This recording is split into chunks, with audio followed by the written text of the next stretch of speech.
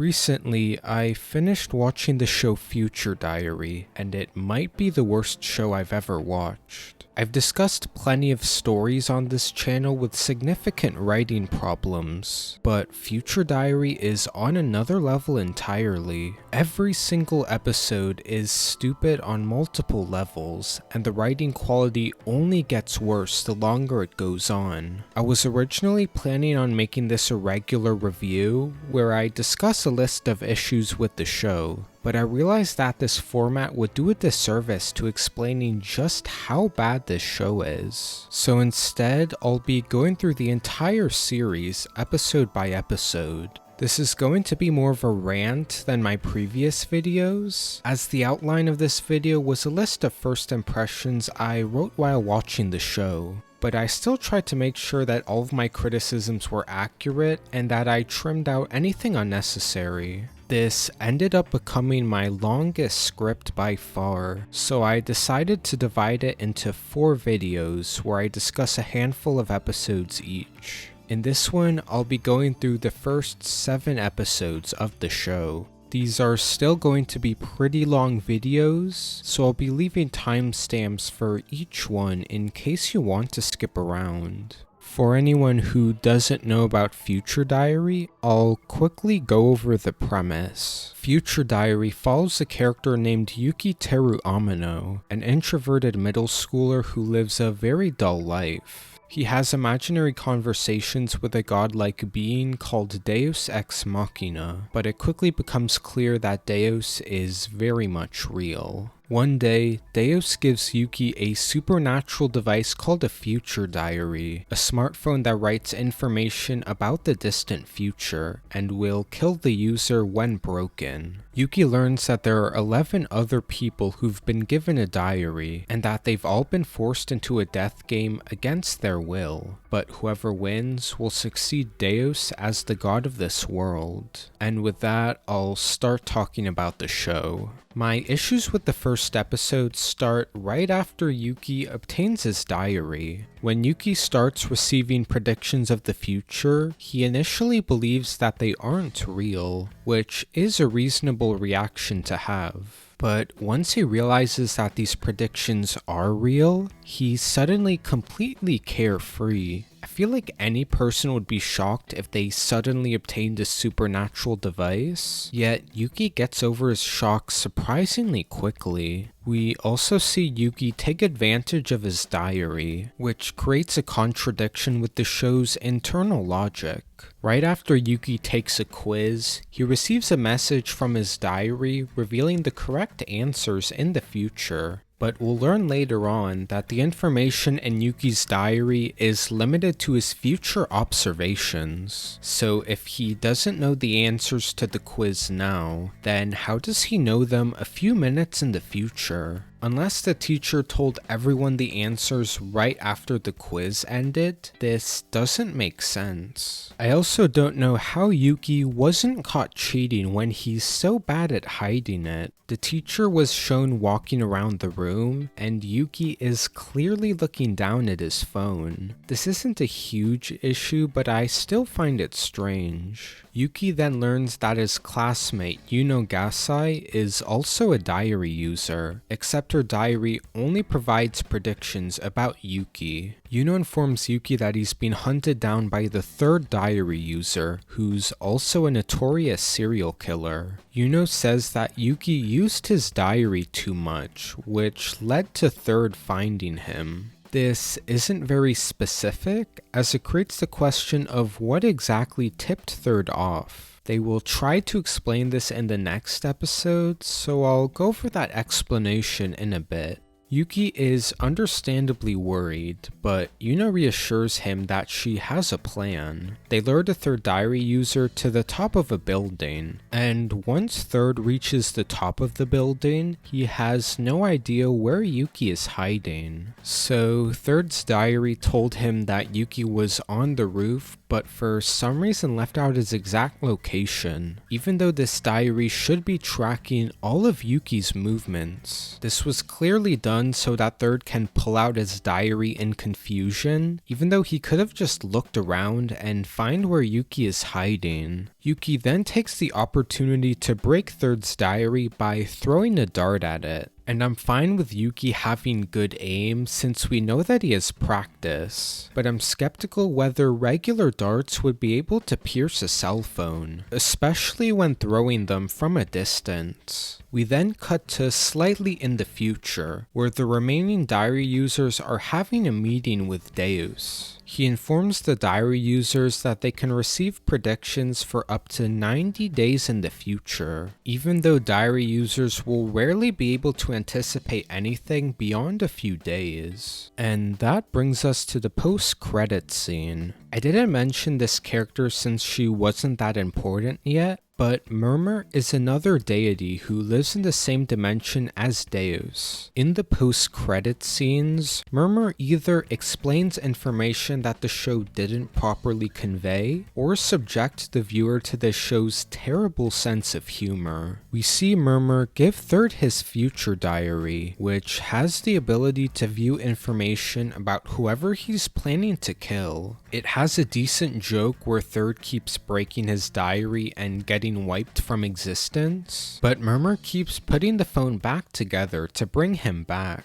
Although this does create a pretty big plot hole. Later in the show, it will be confirmed that it's impossible to bring someone back to life, and breaking someone's future diary instantly kills that person. So does this mean that gods can bring back diary users who had their phones broken? If so, then that's a pretty big implication that the show will never address again. This first episode is probably the best of the series, but even the best of Future Diary is still very bad. So far, the only big issues are directly related to plot and the internal logic of the universe, which will be consistent problems throughout the show, but the issues when it comes to character writing will only become apparent in the following episodes. At the start of episode 2, Yuki is still processing the events of the previous episode, which makes sense considering the overwhelming situation he's suddenly been placed in. But the episode will start going downhill the moment Uryu shows up. She finds Yuki alone in a classroom, saying that she has questions about his absent homeroom teacher, also dropping the revelation that the teacher was the same serial killer from the previous episode. Uryu is also aware that Yuki has been getting the highest grades in his class out of nowhere, and very quickly confirms that he is a diary user. You'd think that Uryu would take this perfect opportunity to kill Yuki, but instead she sets multiple bombs around the school, and there's a lot of problems with this one plot point. For one thing, I find it very questionable that Uryu set explosives throughout a school without anyone noticing, but it's also a very ineffective way to kill one person. I don't understand why Uryu went through all this effort when she could have just stabbed Yuki when they were in the same room. But my real issue with this plot point is that it led to the deaths of many innocent students, which basically makes Uryu an irredeemable human being, yet the rest of the show will try very hard to convince you that she's actually a great person, but more on that later.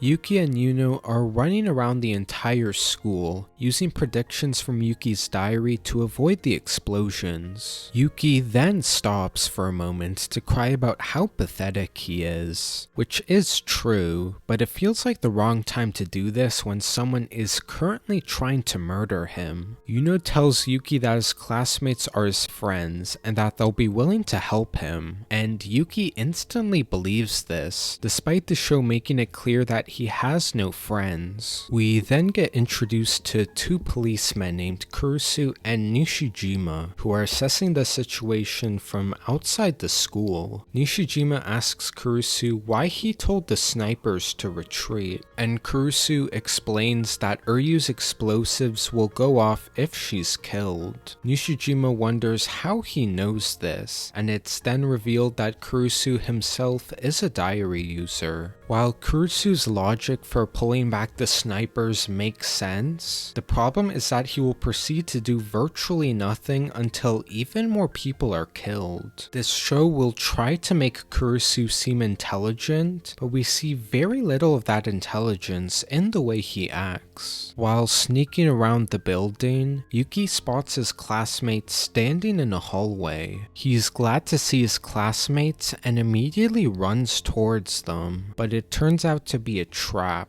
where Uryu forced a group of students to bring Yuki to her, and somehow Yuno's diary said nothing about this betrayal until it was too late. The show has a few moments like this, where the diary doesn't give information that it should. Yuno's diary says that Yuki makes it to his classroom, yet it doesn't mention the abduction until it actually happens. This makes it seem like the diary can't see that far into the future, but we know that this isn't the case, since the established limit is 90 days. Yuki then yells at the students watching from afar, saying that he thought they were his friends. Once again, the first episode made a point that Yuki has no friends, so I don't know why Yuki is saying otherwise. Uryu then reveals that she planted landmines all around her, and that she also installed motion sensors in the hallways, meaning that anyone who leaves their classroom will die. Once again, I don't know how Uryu set all of this up undetected, but this is also a good opportunity to bring up a reoccurring issue with Future Diary, which is how characters always have access to whatever weapons they need. I find it questionable that Uryu has access to so many explosives and an elaborate device to control them remotely. There are more egregious examples of characters having whatever they need, but this one is still quite bad.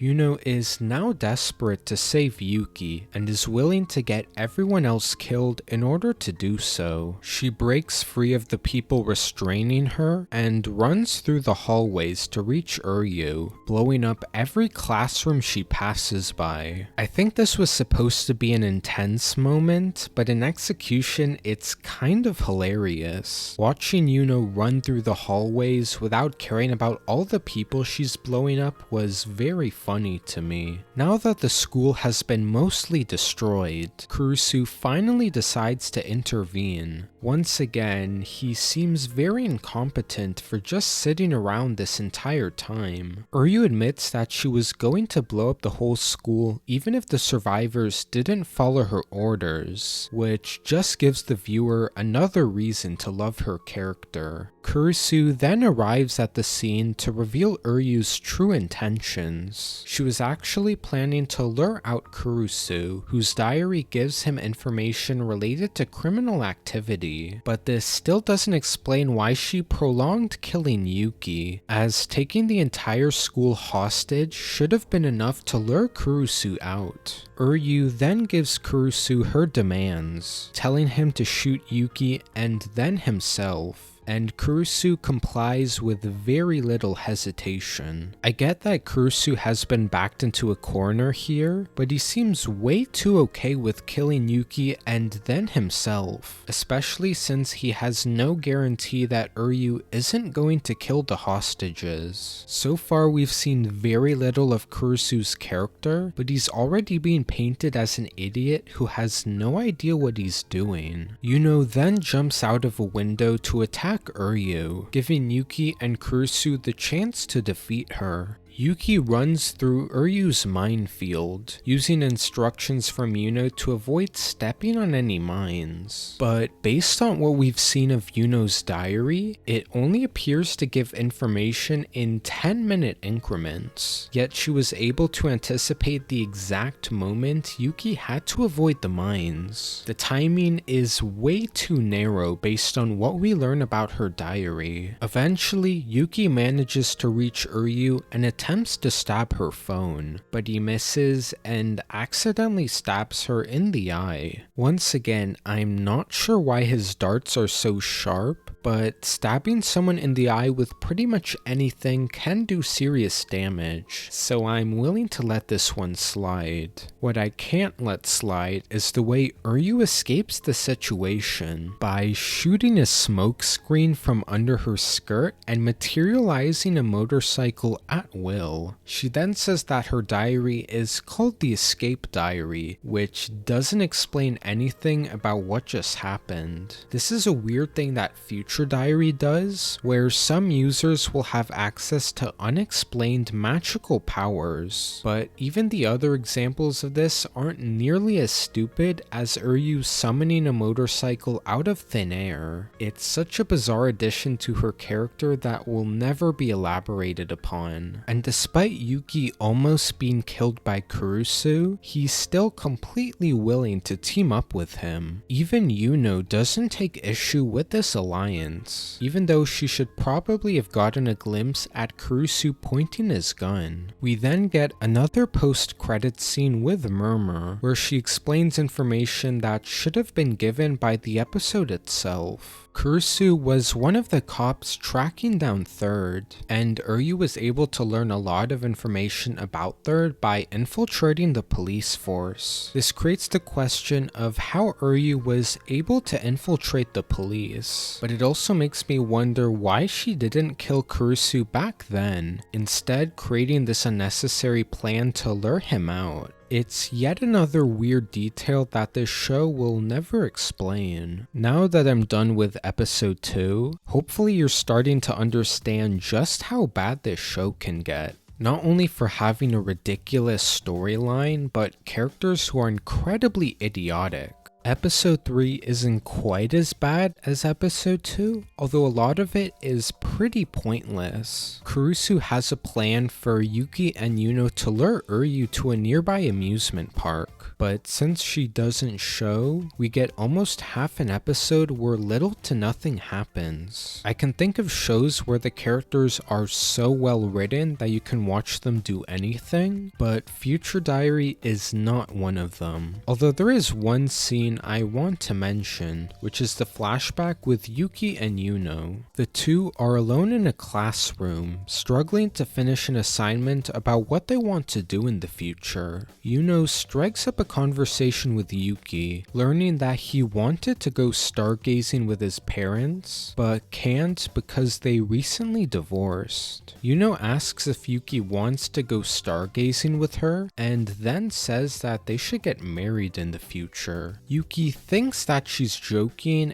and goes along with it. This one scene is meant to give context for Yuki and Yuno's romance, and it completely fails to serve that purpose, as we're given zero understanding of what Yuno sees in Yuki. Future Diary wants the viewer to be invested in their relationship, but the foundation of said relationship is incredibly weak. I also don't believe that Yuki would forget a girl saying that she wants to marry him, even if he thought they were joking. We also get some scenes for Uryu's character, and none of them are good.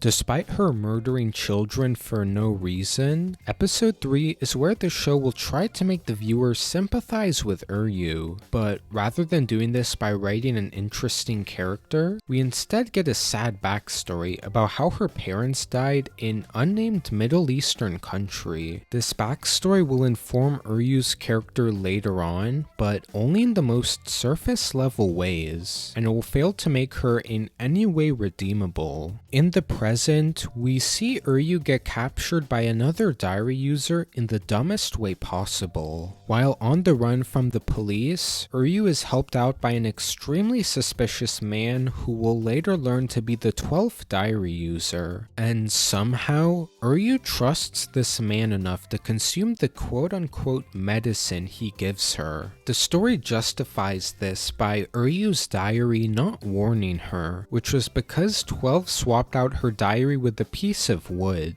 using magic to make the wood resemble her diary. But even if Uryu didn't get any information from her diary, consuming something given to her by a person she doesn't know is extremely reckless. And once again, this show is randomly introducing magic powers that only a couple of diary users have access to. We then cut to Yuki, who is looking for the bathroom in Yuno's house. While searching, he finds a room with two mysterious corpses, and I have no idea why Yuno would leave these bodies lying around, especially with the risk that Yuki could find them. Even though she's crazy, Yuno doesn't come across as particularly stupid in the first couple episodes, so it seems pretty clear to me that Yuno only made this decision to progress the plot, regardless of how much sense it makes for her character. It's also strange that Yuki decides to investigate the room and change the timeline just because his diary didn't tell him what was in it, as if his diary should be informing him about every individual room. In the next episode, Yuki is understandably terrified of Yuno, but the moment he remembers that he's being monitored by her diary, he doesn't even try to report her to Kurusu, even though he thinks that Yuno might kill him. Soon after this, Kurusu takes Yuki and Yuno to a temple owned by a shady cult, where he believes that Uryu is being held at. The group meets the leader of the cult, a girl named Tsubaki, who lives in a room resembling a large wooden cage. Tsubaki says that she's had weak eyesight for years, but that doesn't really explain why she's being kept in this room. This should be a massive red flag for the group, yet none of them show any suspicion. Tsubaki tells the group that she is a diary user, and that she has seen predictions of her death from unknown causes. Because of this, Tsubaki makes a deal with the group. She's aware that Yuki has been able to avoid death twice, so as long as Yuki protects Tsubaki, she will be willing to hand over Uryu. And for some reason, Kurusu decides not to call for backup. He knows for sure that Uryu is being held here, yet he goes along with Tsubaki's demands. He says that her death would make things complicated, but never explains why. But anyways, Tsubaki's followers are suddenly turned into mindless zombies. This is where we get introduced to another one of 12's magic abilities, which is to turn people into mindless zombies through hypnosis. And while this is less absurd than Uryu summoning a motorcycle, it's still a very contrived way to create conflict. Now, before I get into episode 5, I want to quickly address the elephant in the room, since I'd rather not discuss it for longer than necessary. Tsubaki's backstory is extremely tasteless and might be the worst part of the show, with how it uses sexual violence for surface level shock value. And after we learn about Tsubaki's past, she suddenly becomes a complete monster who's willing to inflict the same suffering she endured onto other people. There's plenty of moments where this show uses disturbing content for the sake of shock value, but I'd say that Tsubaki's backstory is the worst, with how it's used to villainize her. That being said, there isn't too much left to discuss in episode 5, but what's left is pretty terrible. 12 has hypnotized a few of the cultists into pretending to be him, and the group tells Yuki and Yuno that one of them has a time bomb, and that all of them will die if Yuno can't figure out who the real one is. You'd think that 12 would do more to blend in with the group, but he stands in front of the others while holding his future diary. Yuno should be at least suspicious of this, yet she doesn't seem to notice. Yuno has been informed that the real 12 is blind, so she comes up with a trick to reveal who they are. She picks up a pebble and tells the group to look at it. She then pretends to throw it at a pillar on the left, but actually throws it to the right. hoping that 12 will be the only one to fixate on the sound. This is extremely stupid, since it relies on the group being easily distracted by a pebble. They also should have realized that Yuno was trying to trick them, yet they completely fall for it, allowing Yuno to kill the real one. Shortly after this, Tsubaki reveals herself to be evil, and that she's planning on killing every diary user so she can become a god.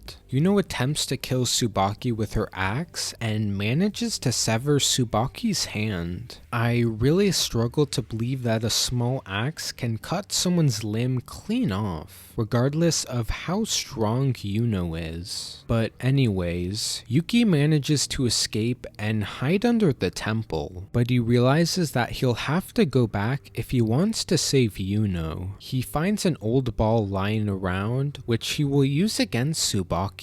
Since her diary only gives information about what her followers can see, Yuki distracts the cultists by throwing the ball in the air. These cultists actually have to be brain dead to completely divert their attention to a ball, so much so that they leave Tsubaki completely defenseless. And the only reason that Tsubaki can't hide the diary in time is because she tried grabbing it with her left hand, briefly forgetting that it was cut off. I'm assuming that this scene was meant to show Yuki being intelligent, but his plan completely relies on the entire cult being stupid. The episode then ends with Yuki sitting in a police car while Yuno sleeps beside him. Yuki acknowledges that Yuno is a stalker with dead bodies in her house, yet he doesn't care at all and even kisses her. It's already hilarious how Yuki has fallen in love with an unhinged murderer, yet their romance subplot will only get worse as the show goes on. The first time I watched episode 5, I thought that there was no way this show could get worse, that the combination of awful writing and tasteless depictions of sexual violence would be very difficult to top.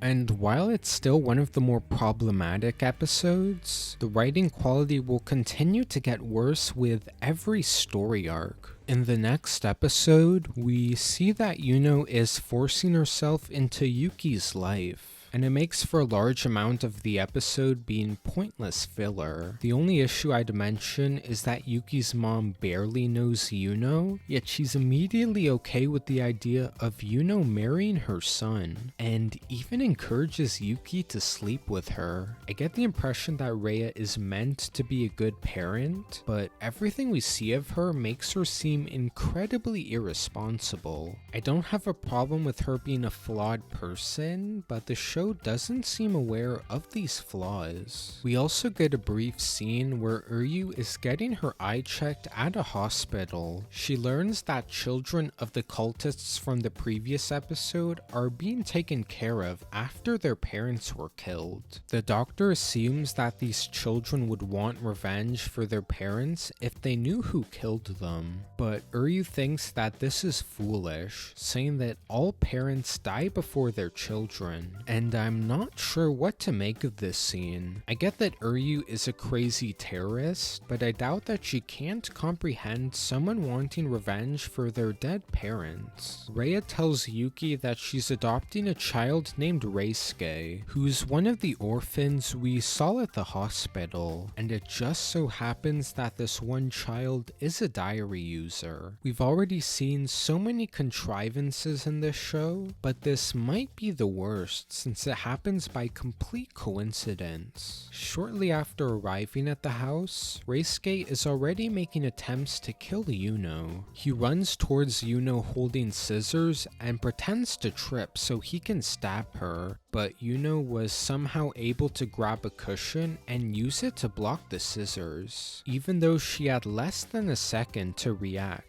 There's already quite a few problems with this storyline, yet it's only in episode 7 that it gets genuinely ridiculous. Reisuke reminds the viewer that he's going to kill Yuki and Yuno, revealing that he owns a vial of poison and syringes. And this genuinely might be the worst example of diary users having whatever they need, where a literal toddler was able to get his hands on poison. While helping Rhea with dinner, dinner, Reisuke poisons the cherry tomatoes in Yuki and Yuno's salad, but before they can eat them, Yuno realizes that the tomatoes are heavier than usual, even though a small amount of liquid shouldn't have made a noticeable difference. Reisuke then tries to kill Yuno by electrocuting her in a bathtub, which Yuki learns about from his diary. He doesn't think he'll be able to reach her in time and tries to find another way to save her, but rather than just yelling to warn her, he turns on multiple electronics to cause a power outage.